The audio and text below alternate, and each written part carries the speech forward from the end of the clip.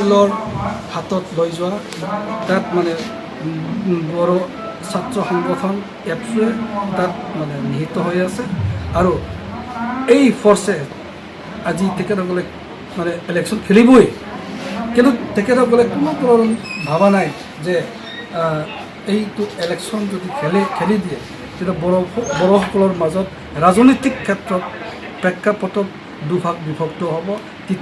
এনেকুৱা যদি হয় BTC পাৱাৰ কাৰোবাৰ হাতত যোৱাটো খাটা, এইটো মই একদম নিশ্চয়কৈ ক'ব পাৰোঁ।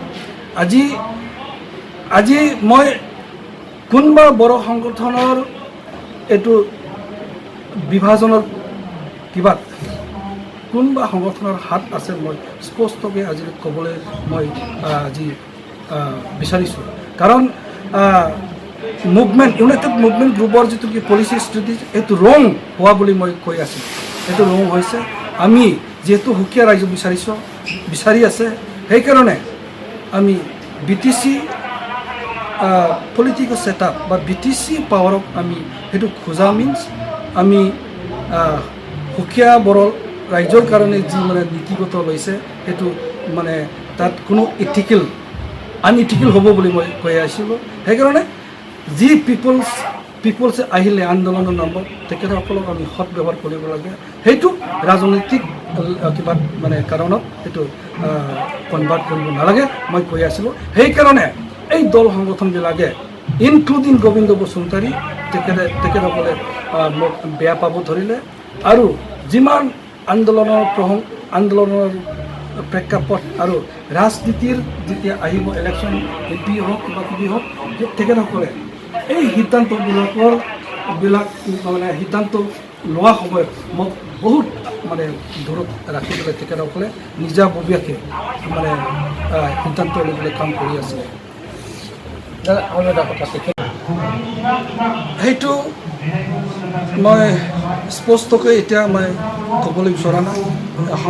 সংগঠনৰ মাজত এনেকুৱা বহুত ধৰণৰ খেলি মেলিটো থাকিবই, সেইটোতো আছে। সেইটো কাৰণত তেখেতসকলে মোক যে এক্সপেল কৰিলে, মোক যে বাহিৰ কৰি দিলে, সেইটো কাৰণত মই সেইটো কিবা কৰিব বিচৰা নাই। মেইন কাৰণটো হ'ল যে তেখেতসকলে ভাবিছিল যে হাগ্ৰামা মহিলাৰী ডাঙৰীয়া আৰু BPF পাৰ্টিক বৰ্তমান চৰকাৰক মানে বড়োবিলাকে যি বিচাৰিছে সুকীয়া ৰাজ্য, এই সুকীয়া ৰাজ্য বিচৰা ৰাস্তাত বাটত মানে হাগ্ৰামা মহিলাৰী ডাঙৰীয়াই মানে তাত বাধা বিঘিনি কৰিছে তেখেতসকলে ভাবিছিল। সেইটো তেখেতসকলে ভাবে। আৰু মই যেতিয়া মোৰ পলিচি যেতিয়া মই কৰিব বিচাৰিলোঁ, মোৰ পলিচিৰ দ্বাৰা কাম কৰিব বিচাৰিছিলোঁ, তেতিয়া মই হাগ্ৰামা মহিলাৰীক লগ ধৰিব লগা হ'লোঁ আৰু চৰকাৰক লগ ধৰিব মানে অসমৰ চিফ মিনিষ্টাৰ সৰ্বানন্দ সোণোৱালক লগ ধৰিব মানে বিচাৰিলোঁ। আৰু যেতিয়া আলোচনা হ'ল তেখেতসকলে বুজি পালে যে বড়োসকলৰ যি দীৰ্ঘদিনীয়া সমস্যা এইটো সমাধান হ'ব লাগে।